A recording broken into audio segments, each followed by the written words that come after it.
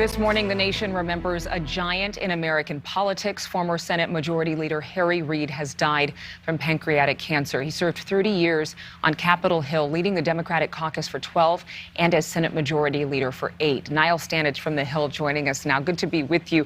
Those words that I used, a giant, that is from President Biden, actually, most notably, who is referencing how important, how influential Reid was to not just American politics in Washington, but to the country.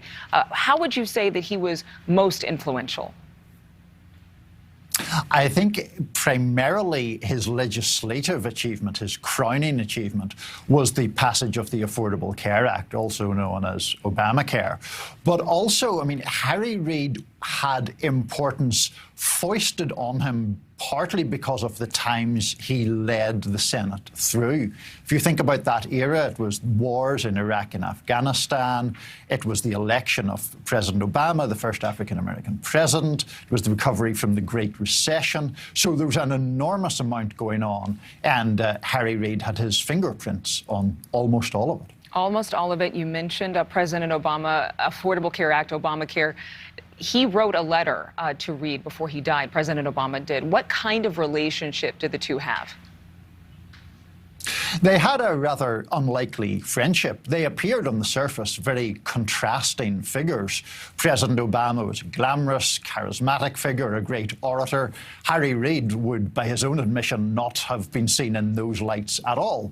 But he had lots of qualities that Obama didn't have. Reid was experienced, he was wily, he was steeped in the ways of the Senate. And Obama has noted that he would not really have been president without Reid, who encouraged him to run early in the 2008 cycle, when then Senator Obama was still seen very much as a long odds bet, and Hillary Clinton was seen as the overwhelming favorite to win the Democratic nomination. What about the other president that he served under, former President George W. Bush? Bit of a contrast there. I mean, Reid simply didn't like Bush. He referred to him as a loser. He referred to him as a liar. He infamously insulted President Bush's dog on one occasion. I think, you know, part of that was clearly an ideological difference. But to me, it was also rooted in the fact that Harry Reid had grown up in really crushing poverty in a tiny town in Nevada.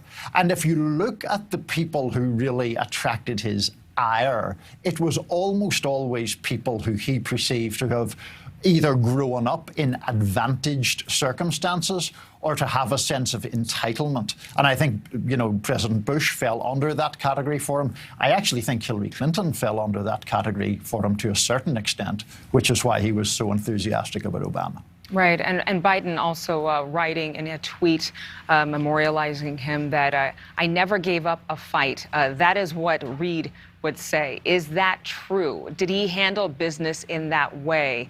Was that his approach of just hanging on with that bulldog tenacity? Very much so. And I think almost every obituary of Harry Reid has noted that not just the poverty of his upbringing, but the fact that he was an amateur boxer in his youth. And he himself talked about the virtues that he'd learnt in the ring, of never giving up, of determination, of tenacity.